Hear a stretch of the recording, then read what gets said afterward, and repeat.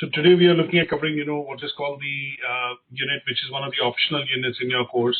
And this primarily is what is the unit which is related to human resource management. Just a brief overview. I think, when we look at HR in particular, the whole field has come in a long way, from the mid-1960s. And there's one of the, in order to recap this in terms of what is the role of HR, why it came about as a specialized discipline, we have to step back and look at when most industrialization, modernization started to happen after the World War II. What we did see, a lot of people start to work in factories, and at some stage when a lot of resources, specifically the human resources, were in one particular location working on a particular job, that's where the concepts of the human resources management or management of people, employees, staff, or resources is what we call them as one of the resources actually came about.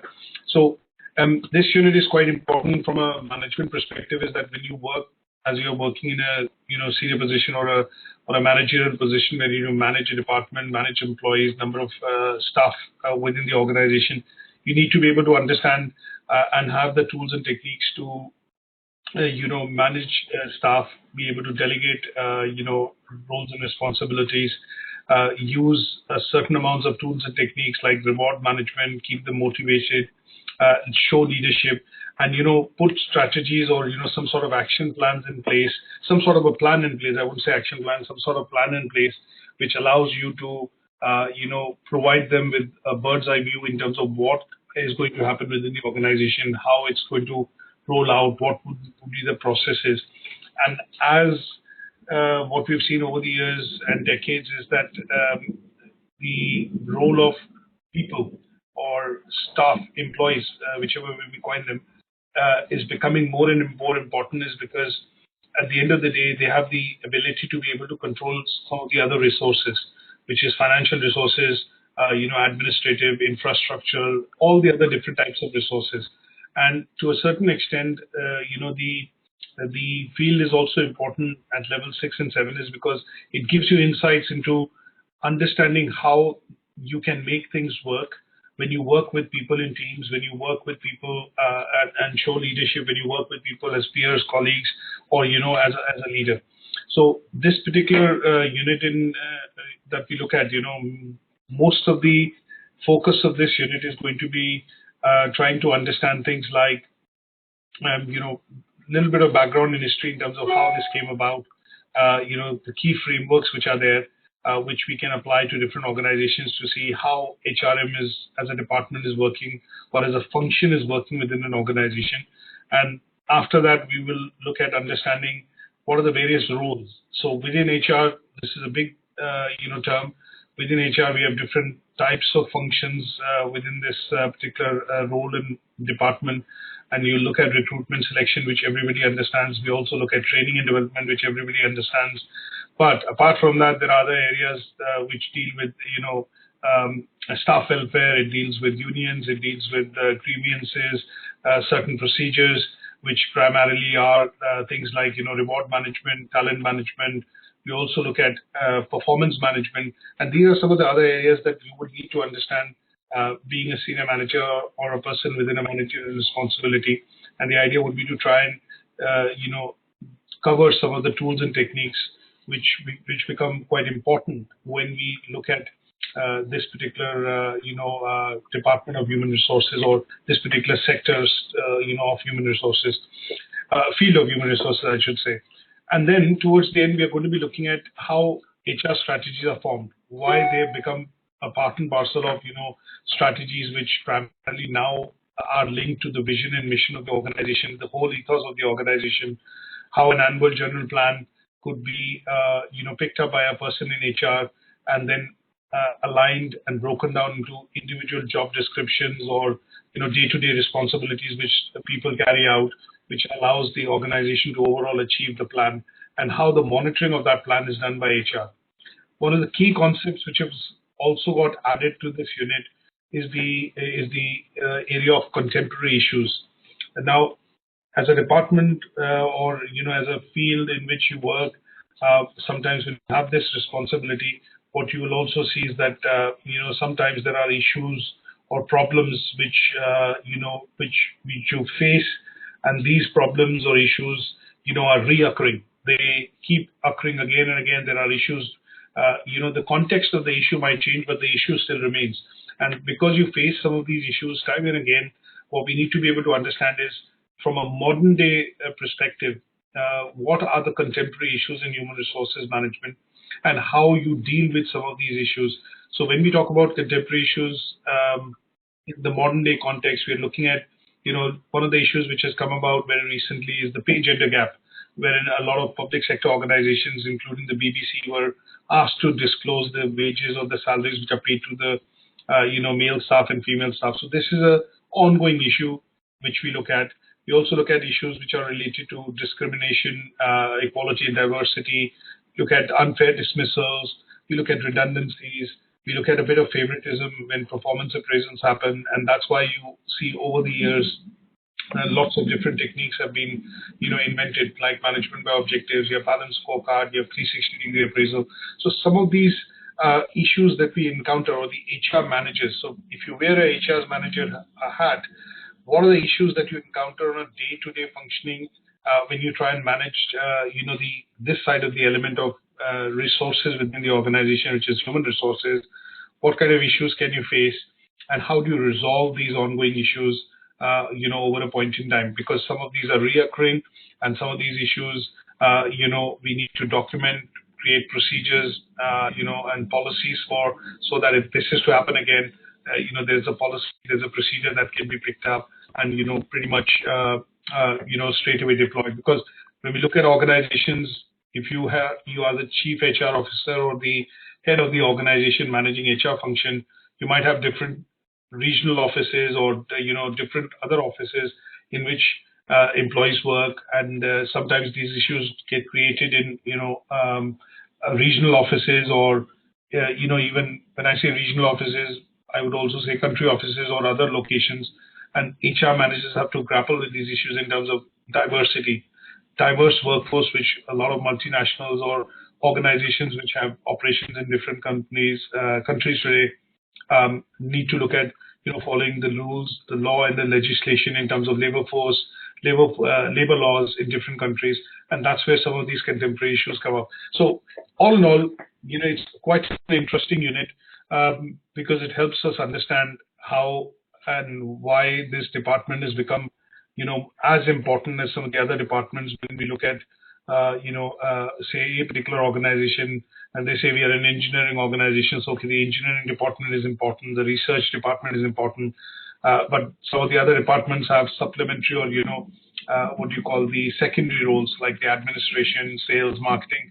But this department over the years, this particular, field over the years has also become as important as any other field or department within the company. And that is what we need to understand, or we want to study and understand, from a perspective of managing human resources within the, organization. Now, today we are looking at covering Learning Outcome 1. And before I get into it, I think there are a couple of things that what I've done is I've broken it down into some of the key aspects that we want to cover so that we are able to hit the assessment criteria, 1.1, 1.2, 1.3. Now, before I get into, I've got a video which I've taken up from YouTube. It is also a recommended video, which is primarily in the reading resources from ATHE, but the video that they recommended, I think, was a bit old. But what I've done is I've picked up something which is quite relevant. This is a very longish video. I'm not going to run most of it because I think it's about 17, 18 minutes long. But the idea would be to try and, see maybe 2 or 3 minutes of it, which helps us nicely summarize and gives us a bit of a context to start our discussions to get into learning outcome. Is that okay? Yeah, that's fine. Yeah. I'm going to put this on. Hopefully it should play seamlessly. Writing's not that easy, but Grammarly can help. This sentence is grammatically correct.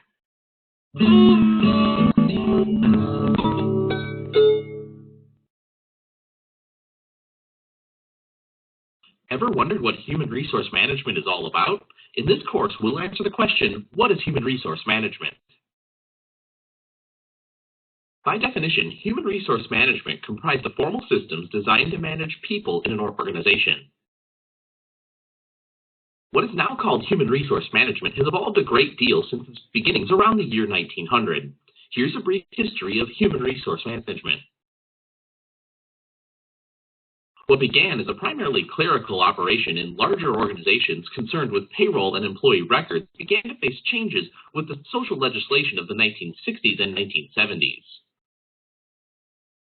Personnel departments, as they became called, became concerned with legal implications of policies and procedures affecting employees. In the 1990s, globalization and competition required human resource departments to become more concerned with costs, planning, and the implication of various HR strategies for both organizations and their employees. Let's pause here to take a moment to discuss why organizations need human resource management. First things first, not every organization has an HR department. In a company with an owner and 10 employees, for example, the owner usually addresses HR issues. However, despite the obvious differences between large and small organizations, the same HR issues must be dealt with in every organization. Every leader in every organization is an HR manager, so there are usually many people who can help address HR issues. All supervisors engage in managing human resources. Their effectiveness depends in part on their ability to understand the principles of HR management. It's unrealistic, however, to expect these individuals to understand all the details of equal employment regulations, how to design a compensation system, or when to conduct a job analysis. Therefore, the presence of an HR leader who understands important HR issues is essential. There are many benefits associated with having a dedicated HR department.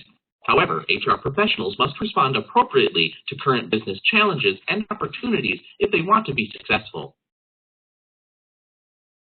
Managing people ultimately has to do with the decisions these leaders make from among a wide range of possible choices on the formal policies, practices, and methods for managing employees. A core competency is a unique capability that creates high value for a company. How might employees become a core competency for an organization? One of the main issues that must be addressed is developing human capital in employees. Building positive human capital brings together all assets of an organization so the work gets done and the company functions well.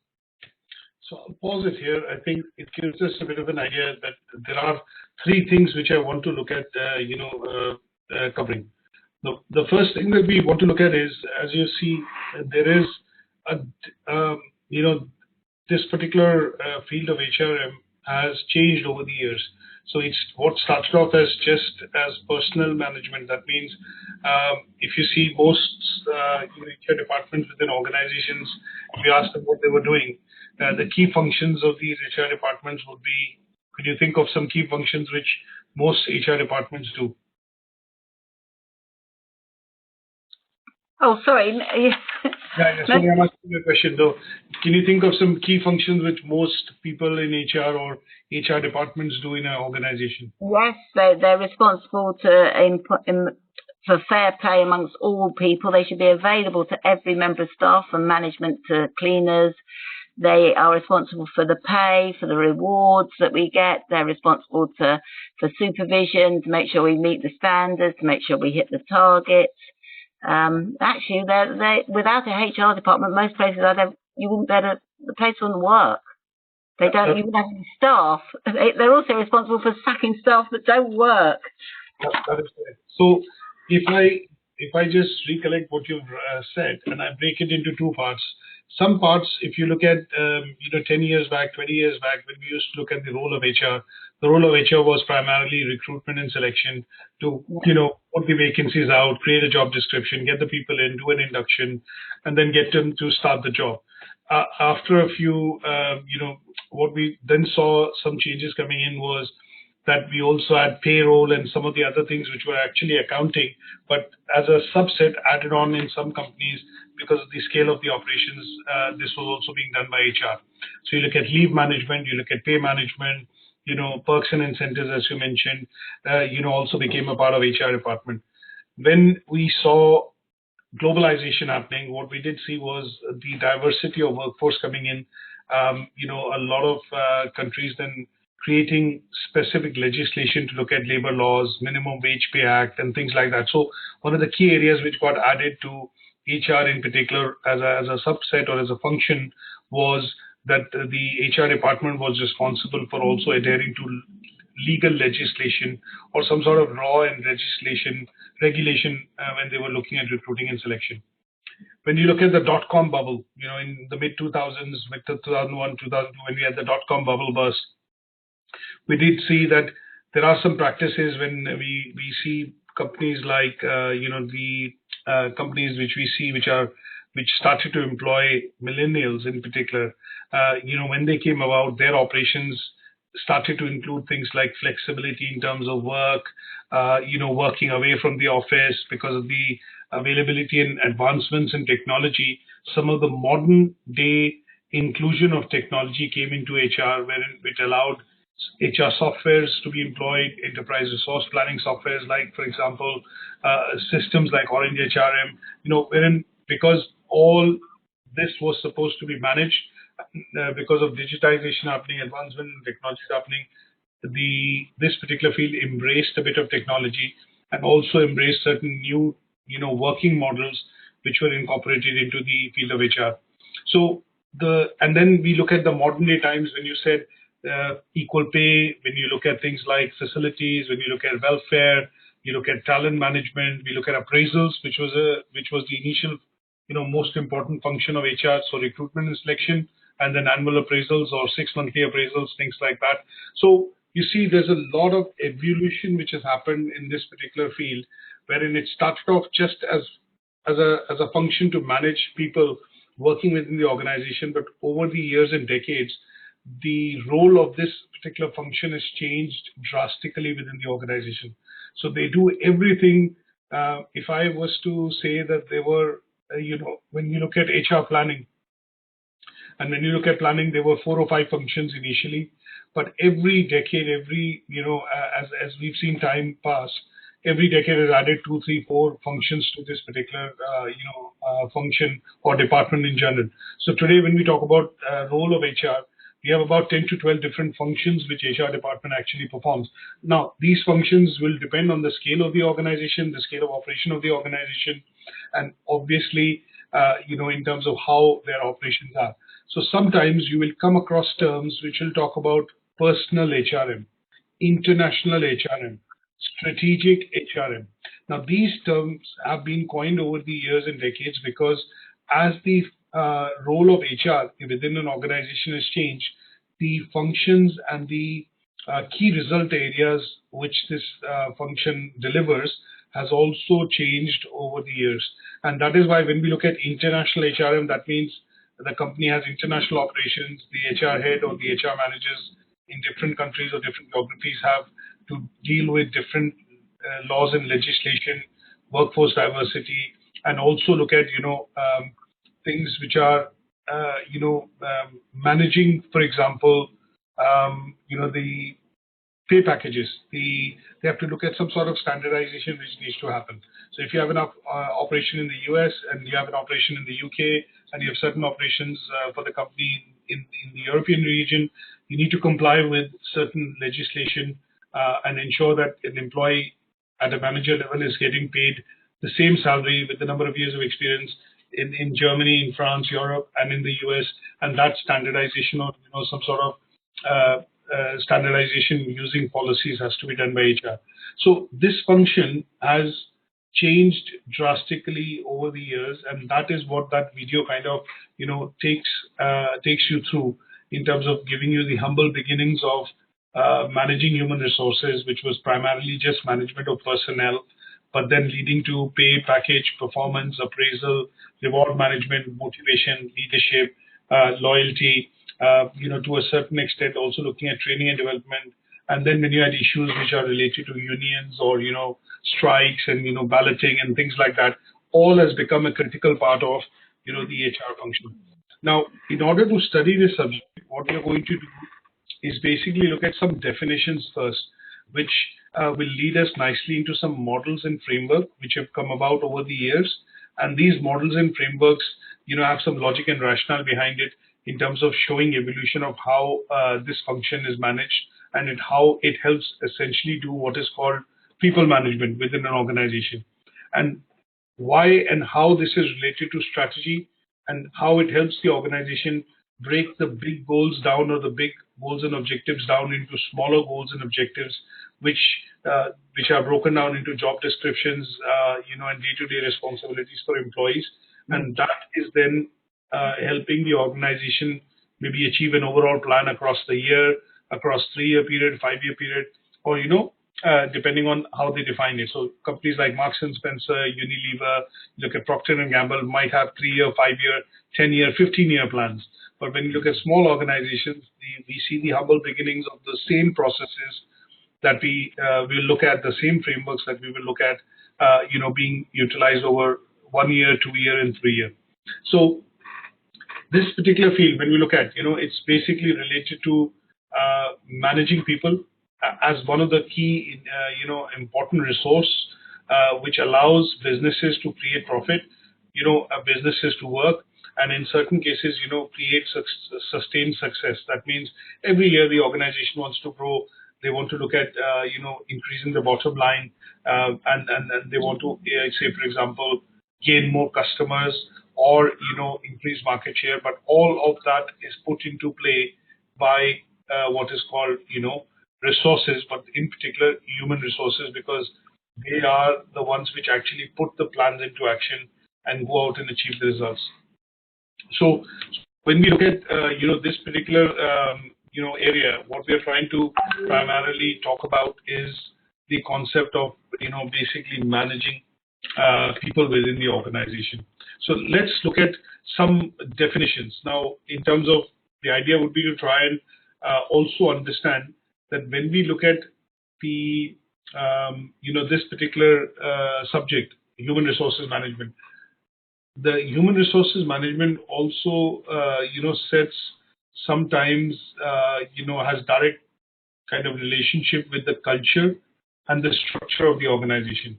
Now, why this is important and why this is related to human resource management is, when you look at certain organizations in certain parts of the world, there the structure of the organization is hierarchical. In some cases it is flat, in some cases it is matrix, and this structure is actually created by HR to micromanage resources, so that they are able to actually go out and achieve the goals and objectives set. Now, if I have to give you an example here of, when we look at charities like Oxfam, Age UK, they have operations they work in various facets in terms of providing services, and different kind of services to, people and, organizations within them as organizations. So when we look at them, and when they have international operations, what we need to be able to do is understand how they can actually, look at, let's say, create a culture within the organization which allows the human resources department to systematically, direct, control, and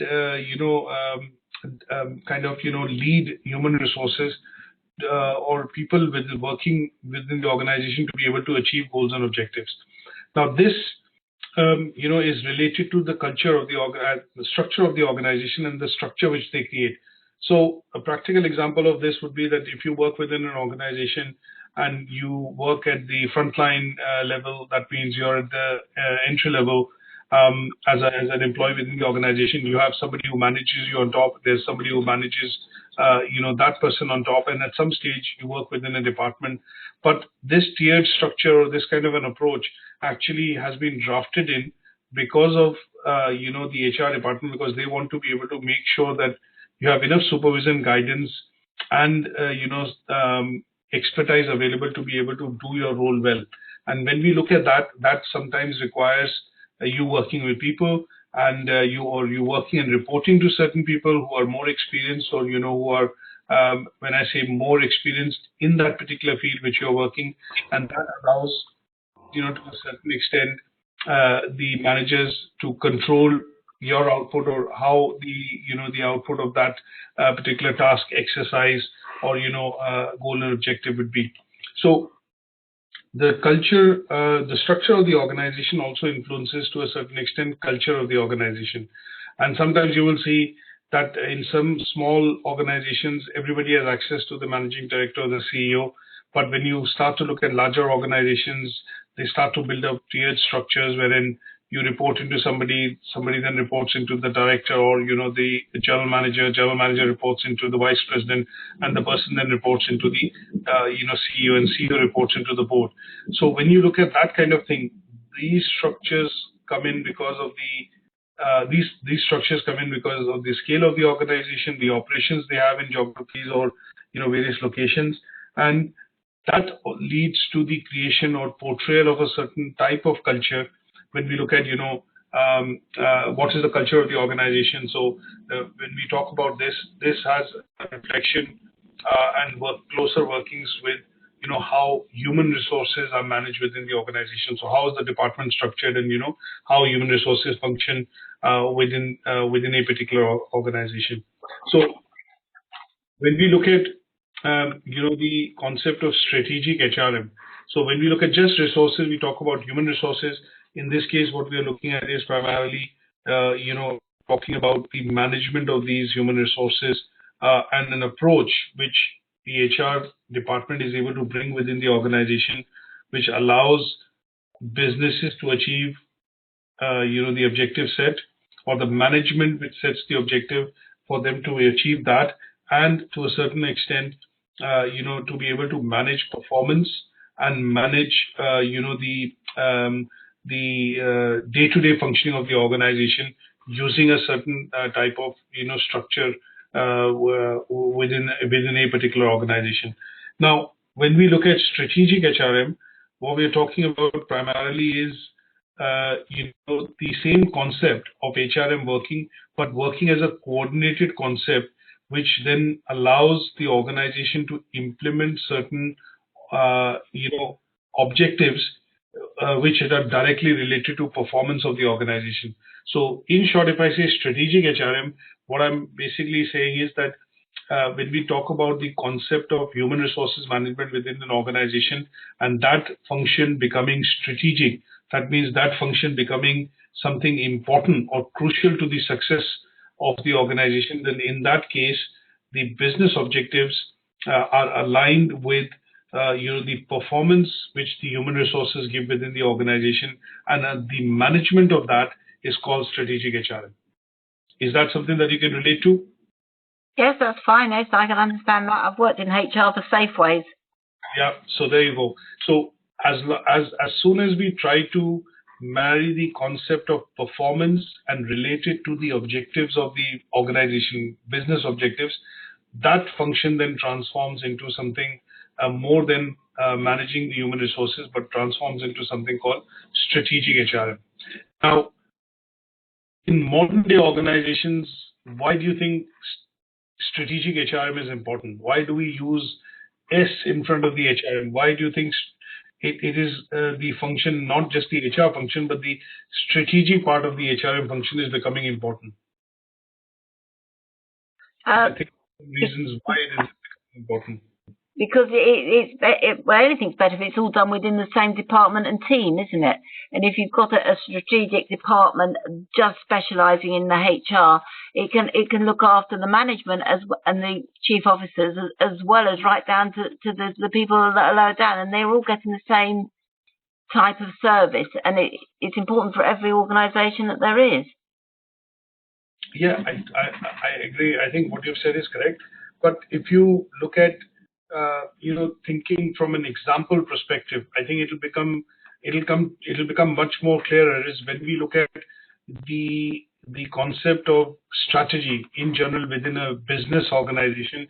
The reason why it is different from something, and it takes different connotations like strategic planning or some sort of long-term planning.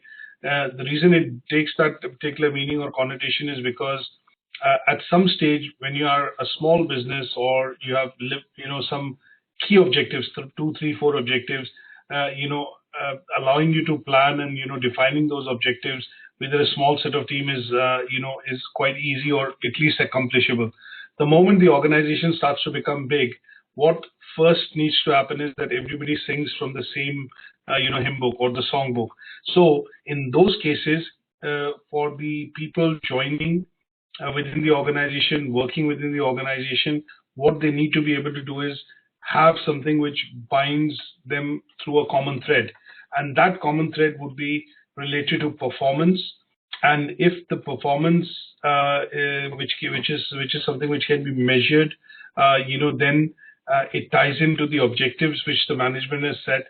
And with the tying in of those objectives to the performance, the business is able to prosper or able to achieve, the goals and objectives set, and that allows the function to become strategic. So the nature through which it marries into the organizational's ability to link performance of an individual to the objectives of the organization, in that case, generally a function becomes strategic. So the moment I say, a common example would be that, if you're trying to maximize, say, for example, your shopping basket, if you're in a retail store, just a tangent example, your, aim is to basically get those things which you have mentioned on, you've got on your list. But at some stage, you are also persuaded by certain offers and certain other things in terms of promotions which are going in the store. And then at some stage you think, hang on, I don't need this, but because it's available at such a good price, I might just buy it now because we will need it, a couple of days or a week down the line. So what that is doing is, because you're thinking long term, because you're thinking ahead, or in the, when I say ahead, is basically looking at a bit of, planning ahead for the future. At that stage, your thinking becomes, strategic, because you're not thinking for that moment, but you're thinking beyond that moment. And when you think beyond that moment, what is happening is you're putting a lot of variables in taking a lot of variables into consideration, and that is where that, trip to the retail store actually becomes a bit strategic. Hang on, there's a birthday coming. Hang on, this function is coming, so I might just do the shopping right now. So your aim has become a bit strategic, because you're trying to do things which you would have done maybe in a different trip or another shopping trip, but you try and get them today because of promotion offers or the ideology that allows you to look at planning ahead for the future. So in short, when we look at the function of adding the function strategic nature to the HRM function, what we are looking at is that if you look at recruitment, within recruitment, we have job description, we have performance management, we have reward management, we have perks, incentives, but you also have compensation that needs to be looked into in detail. So if at some stage you're getting into specialization of certain areas and you're getting into that, because that is becoming critical for the success of the organization. So if you employ people, if you're recruiting people, and you're not paying them at par with what the other companies are paying in terms of the market for that particular role, then you might end up losing the employees, because the organization doesn't seem to be paying or doing justice to what that role actually demands in terms of compensation or wages or salaries. So the strategic nature of this becomes is that you're trying to now compare your own functions or your own requirements within the organization and benchmarking that with the market or competitors' requirements. And that is where the nature of the function, which is recruitment, selection, reward management, it becomes strategic. Is that clear enough? Yes, thank you. Okay. Now, what we want to be able to look at is, this is what I was basically earlier referring to, is that there are lots of different goals and objectives of HRM. And when we look at goals and objectives of HRM, there are the function has transformed or has undergone a lot of transformation over the years and decades. So it started off as a basic function of managing personnel, but today HR department is also responsible for driving performance within the organization. So when I look at driving performance, how do they drive performance?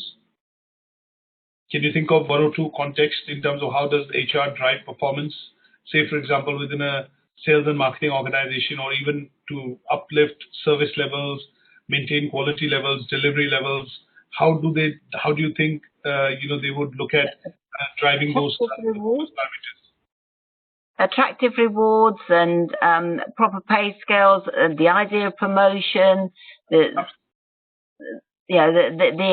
constant supervision and praise, then perhaps financial rewards or some parties, and then moving on that you get a better job at the end of it. It's all going to be worthwhile.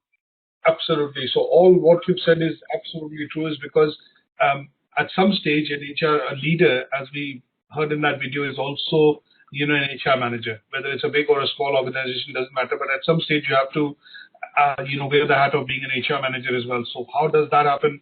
By introduction of what you've said, to keep them motivated, keep them loyal, you introduce performance management, reward management, incentives, perks, and there could be different things like a Christmas dinner, which has become a tradition, within organizations, which is a part of get together, a thank you towards the end of the year.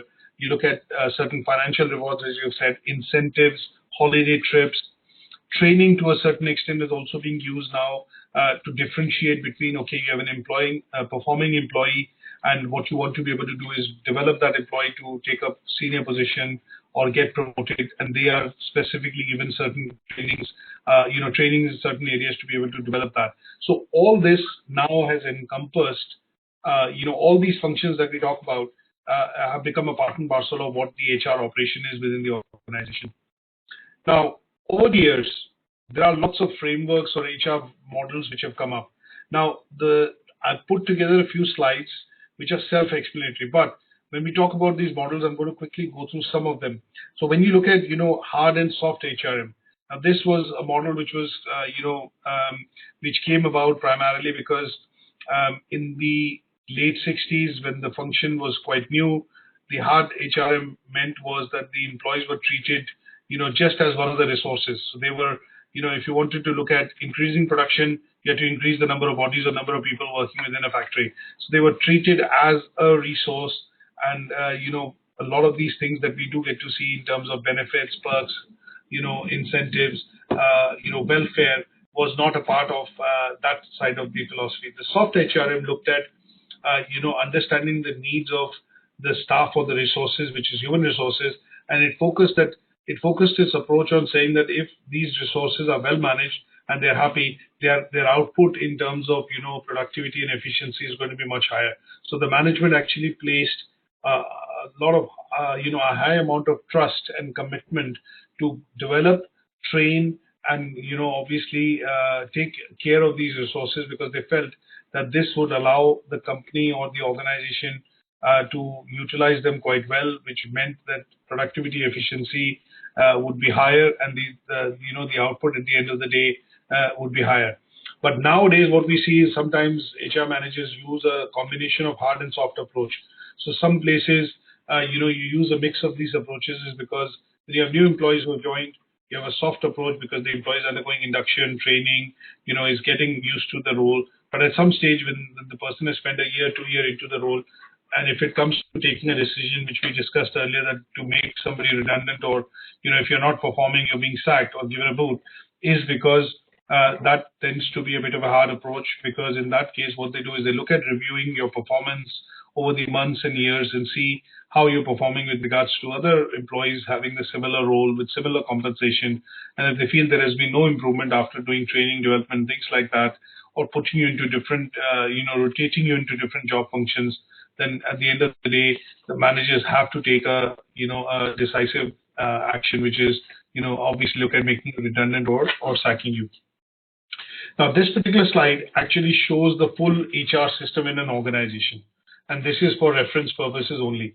If I have to look at giving you a snapshot in terms of what all the HR department does and how it can be structured in any organization, big or small, this will cover pretty much the 21st century modern day functions of a full HR department, on this slide. So they look at, organizational objectives, they look at people resourcing, they look at learning and development, they look at reward management, they manage employee relation, and there are lots of other ancillary services which gets associated, things like once the person has been recruited, has been working in a job role, has been doing extremely well, you want to retain that individual, because there is a cost that the organization spends, in terms of if they have to replace an employee or find a new employee, as against the one which has worked within the organization and got training and has left, a big void, or not just in terms of the person leaving, but also in terms of somebody stepping into that role. So training and development, management of talent,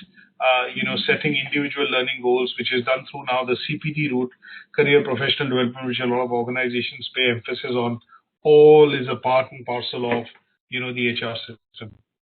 Is that okay? That's okay, fine. Now, the other thing that we want to look at is what are the key frameworks. Now, I know that when I've talked about it, that this particular function has undergone a lot of transformation over the years, decades.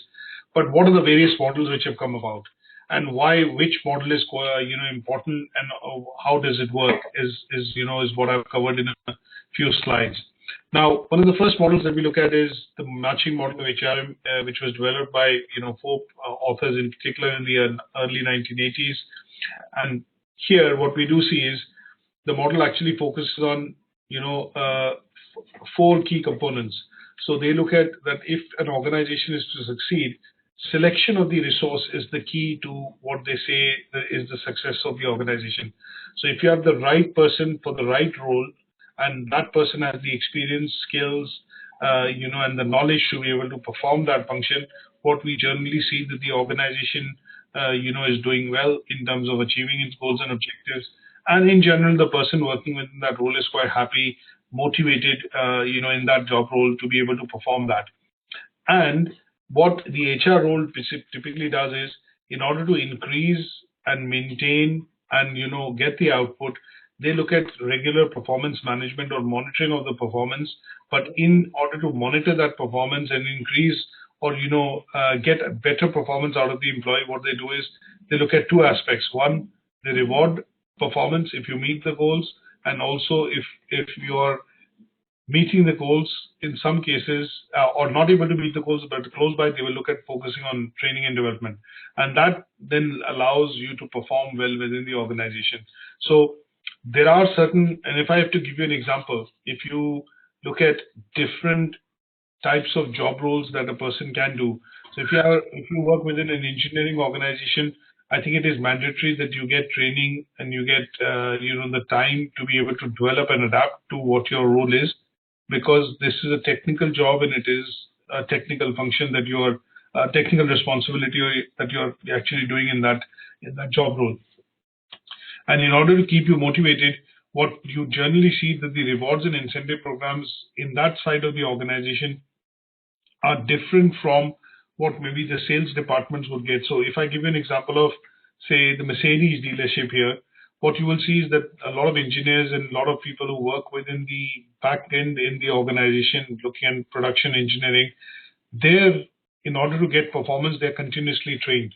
If the new model or a new lineup has been introduced, they will get training in terms of the workings on the new model and the lineup.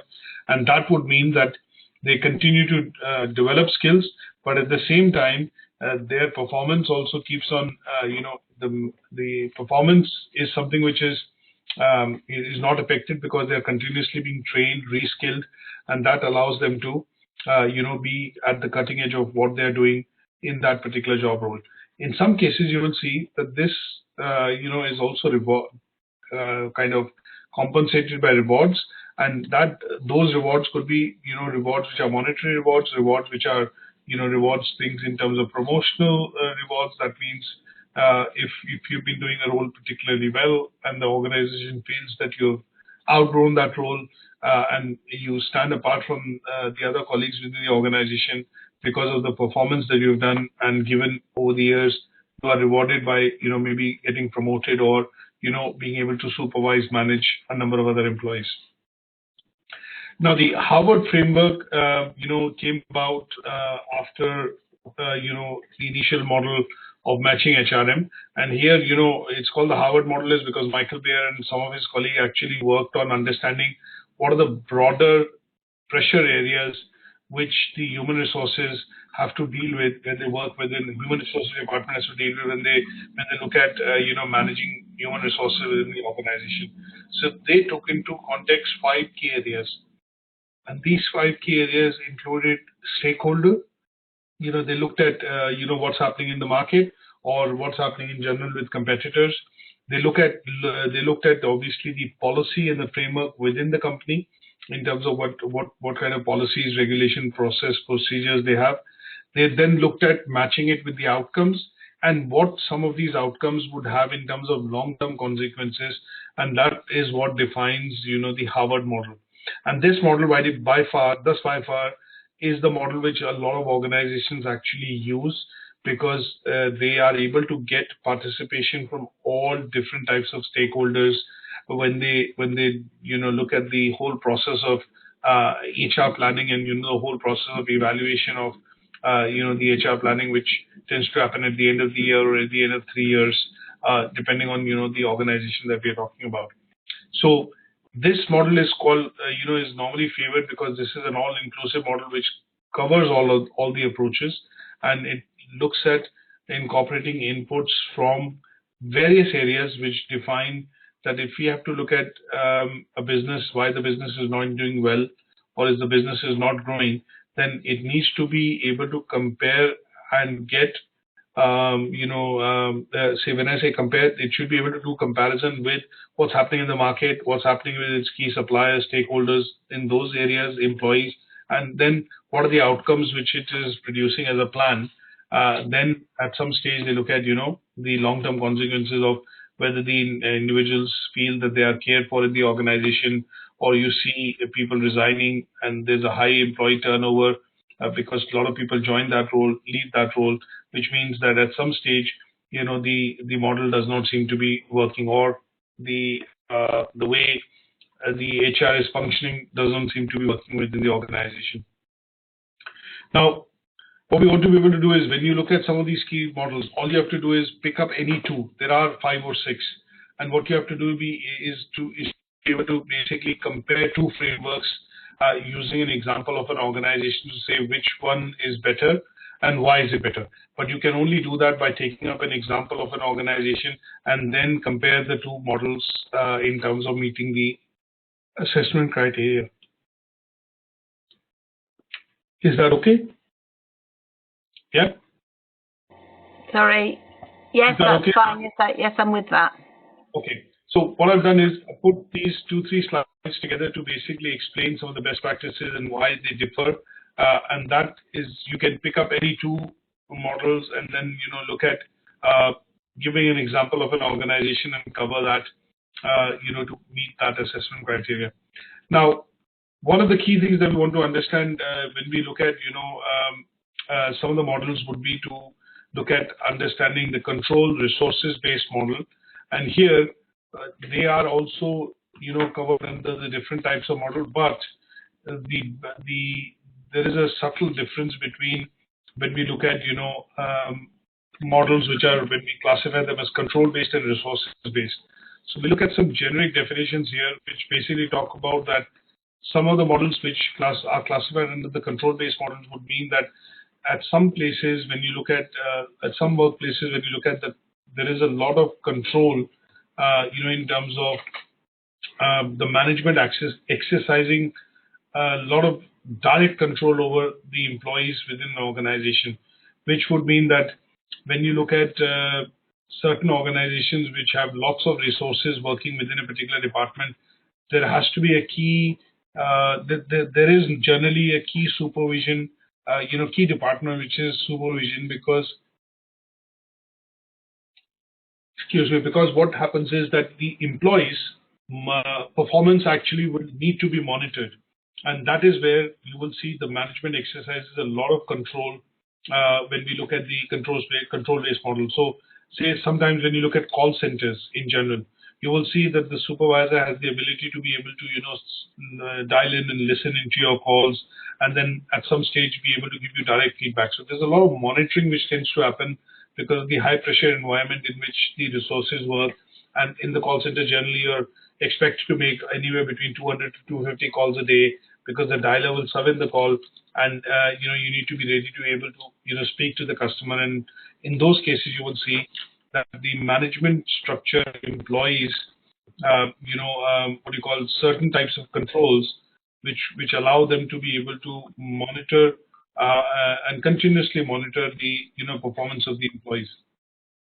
In the resource-based model, we talk about what are the various resources which the management team provides so that the person is able to work effectively, so that the people working are able to achieve the goals which have been set by the management. So here, the resource-based model basically focuses on the fact that the manager's view is that the employee is an asset to the organization, and how much work that I can get done and how quickly or what type of work I can done depends on the, how the manager treats the employees. And in this case, they treat them as something called strategic assets, because they say if you work within an organization like a product manager or some at a director level, and you suddenly end up leaving because of certain say for example for an ad hoc reason, then that would mean that the company would have a bit of a void or a bit of a gap before they're able to have somebody step into that role, and that would mean in the short term loss of business for the organization.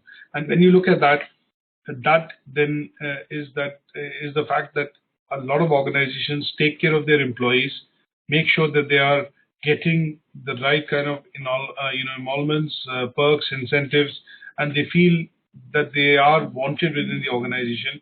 And in order to do that, they treat them as a vital resource. And because of this particular reason of treating them as a vital resource and making sure all the things are available, or at least they make available things which are required to perform that role quite well, this particular model is then focused on something called ensuring that resources are available for you to be able to work and achieve the aims and objectives set by the organization. Now, the other last bit that we want to understand, I've drawn up a bit of a table here because most of the models, when we look at being used within the organization today, have a mixture of 2 or 3 models being used. When we look at the soft and hard HRM approach, what I've done is I put together a table here to highlight the differences, that in what cases it defines when we say the organization follows softer approach, and in what cases the organization or employer actually follows a stricter or a harder approach. So the hard and soft side of HRM are quite important, and this table actually clearly provides you the differences between the 2 models and how they can be applied within the organization. Is that okay? So when we look at the importance of human resources within the organization, what we are looking at is primarily understanding how the HR department looks at successfully creating a process, procedure, or a policy within the organization which can be adopted for the long-term success of the organization. So creating a strategy. For example, a simple example that I would give you is that a lot of companies today have been asked, like the big retailers, for example, are under pressure to reduce costs, are under pressure to reduce, cost on human resources, infrastructure, utilities, spending a lot of material to landfill for recycling. They're under pressure from a lot of different standards.